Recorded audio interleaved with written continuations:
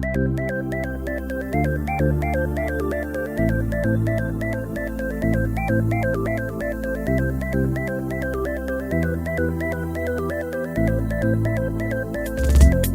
we could sit together a moment and talk forever just to pass the time, I would smile. Menanyakan beberapa pertanyaan tentang perusahaannya Bapak. Saya diperkenalkan dulu, saya berbicara dengan Bapak siapa? Saya Ulil Absor. Bapak Ulil Absor ya. Bapak Ulil Absor di sini jabatannya sebagai apa Bapak? Store Manager. Store Manager. Visi misi dari perusahaan Bapak ini seperti apa? Kalau untuk misinya restoran Emerald 7 Degree itu inginnya jadi restoran Indonesia yang internasional. Alhamdulillah sudah dimulai, sudah ada 3 negara tahun ini. Di mana aja? Australia, Singapura, sama Malaysia. Sudah berapa itu Pak yang berapa tahun berdirinya? Kalau berdirinya sejak 1982. Kalau yang di luar negeri? Di luar negeri pastinya kapan ya Mbak? Aku belum ini kalau di luar negeri, tapi sampai tahun 2012 ini sudah buka cabang di 3 negara, dan jauh yang saya dengar ini ada rencananya mau buka di India juga. Indonesia asli Pak. Jadi menu-menu yang ada di Esteller 77 ini asli Indonesia semua yang ada di sini. Ada yang sudah kombinasi kayak menu serapan gitu ya, kayak nasi goreng itu kan orang nggak bisa bilang bahwa itu asli Indonesia, adalah mungkin bisa dari Cina ya. Terus yang membedakan dari produk-produk lain seperti menunya kan sama ya Bapak, tapi yang membedakan khas dari Esteller itu sirupnya. Kalarnya juga di sirupnya itu memang saya sebagai waralaba di daerah ya, bukan di pusat itu, sering sekali benchmarking ke restoran lain gitu. Tadi itu itu memang beda banget sirupnya, nggak ada yang sama. Nggak ada yang sama. Jadi banyak tadi kalau Esteller 77 rasanya itu memang benar-benar beda. Terus dari modal awal Bapak pertama kali mendirikan ini kan menyewa tempat ya Pak di sini, atau modalnya kontrak atau bagaimana Bapak? Kalau di mall itu sebenarnya kontrak. Kontrak ya. Biasanya ideanya juga ke 5 tahun kalau di mall. Sedangkan Bapak di sini kontraknya sampai berapa tahun Bapak? Sampai 5 tahun. Sampai 5 tahun. Terus modal awal Bapak menempati ini ceritanya kayak gimana Bapak? Ceritanya. Kalau sisi waralaba itu kan seperti ini Mas. Jadi misalkan kebetulan kalau waralaba itu kan ada pewaralaba yang beli mereknya. Yang beli mereknya di sini itu orang Madiun. Jadi satu outlet kayak gini misalkan kebetulan yang punya namanya kan Pak Sony. Pak Sony kan tahu ditawari dari pihak mall sini, Pak Sony ini di kita mau buka mall. Pak Sony mau buat cabang di sini apa enggak? Oh ya oke. Nanti Pak Sony kan menghubungi waralaba Jakarta.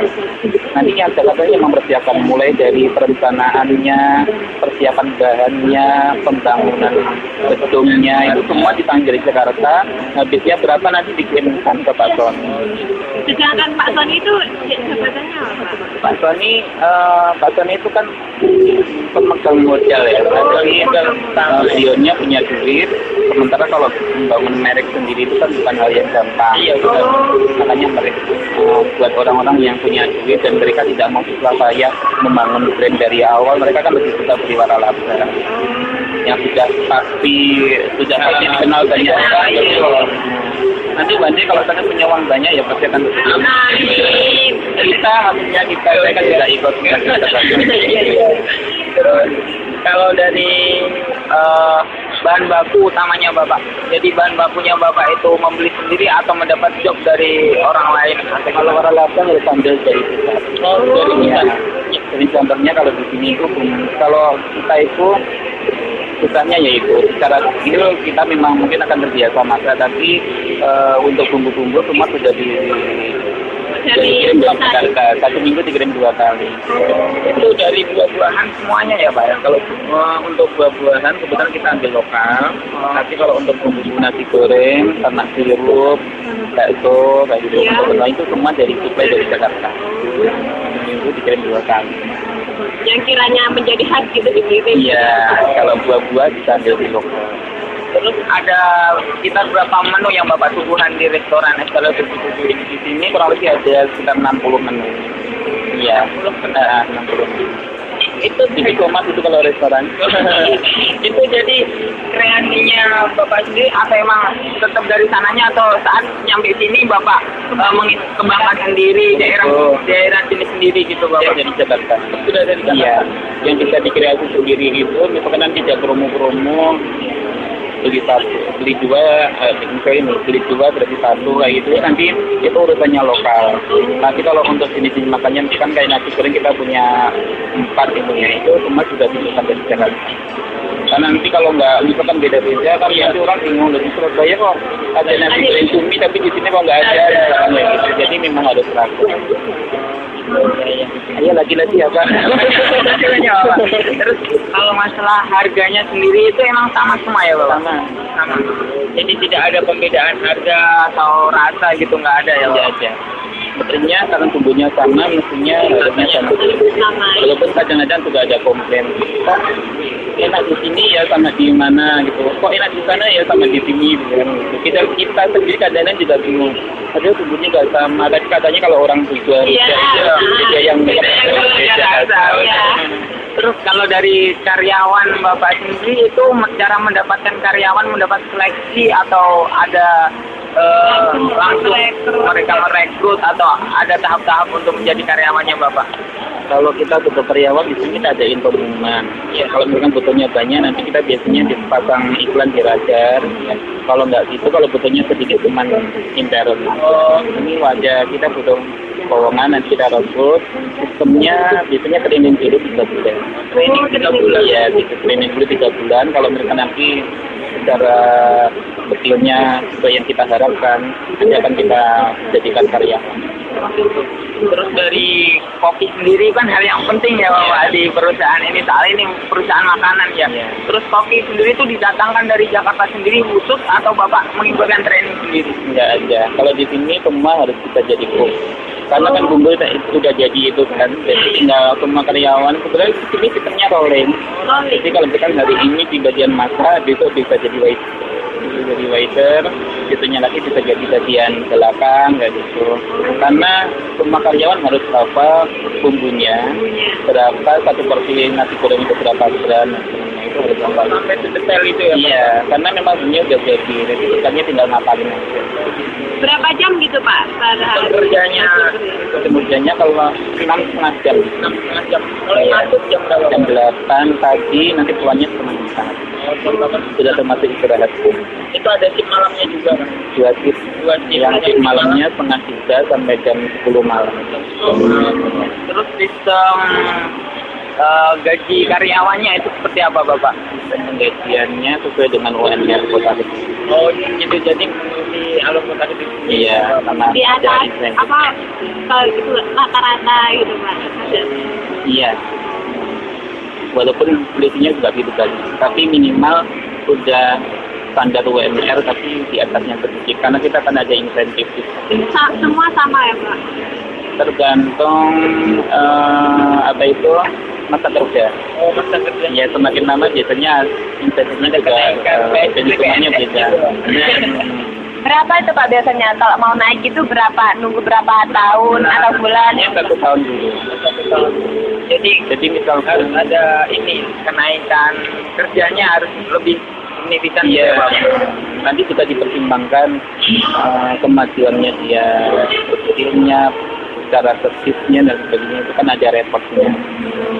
Terus kalau dari cara Bapak untuk menarik konsumen untuk menikmati STLS itu seperti apa? Ada promo-promo, bisa kadang-kadang 1 bulan sekali, kadang-kadang 2 bulan sekali. Promonya bisa untuk materinya bisa pakai brosur, kadang-kadang kita pakai spanduk. Kalau nggak itu yang nggak sekarang pakai SMS gitu. Kadang-kadang. Terus cara pelayanan ke konsumen supaya konsumen itu merasa nyaman diri itu Bapak untuk para karyawannya Bapak itu seperti apa caranya memberikan itu pelayanan yang baik? Kita memang ada ini ya sikap kurang lebih 2 bulan sekali selalu ada training service excellence. Jadi bagaimana ya biar kita lebih kenal dengan mereka, lebih dekat dengan mereka. Ini kan ada pepatah pembeli itu adalah raja gitu. Jadinya kalau mungkin menurut saya sendiri itu sebuah perusahaan, dan kalau dia mempunyai karyawannya harus melayani dengan baik. Jadi setiap 2 bulan itu ada trainingnya untuk penyegaran. Penyegaran. Ya. Paling nanti kadang-kadang udah gitu kan lama-lama juga lupa dengan rutinitas itu kan kadang-kadang membuat kita. Pernah nggak Bapak ada kejadian yang membuat pelayan tadi agak gimana gitu, komplain gitu ya, servisnya tinggi perfect dan kadang-kadang itu ya ada, tapi dapat diatasi ya Pak. Terus kita itu malah suka loh Mas, kalau orang-orang di restoran itu kalau ada komplain malah senang gitu. Tapi kalau komplainnya agak pedes sedikit gitu, karena sebenarnya bahan koreksi. Kalau di pelayanan itu komplain itu tercipta. Oke. Kalau jadi itu kita malah tahu gitu. Kadang-kadang kalau kita lihat diri kita sendiri kan boleh, tapi orang lain yang akan menilai itu malah kita senang.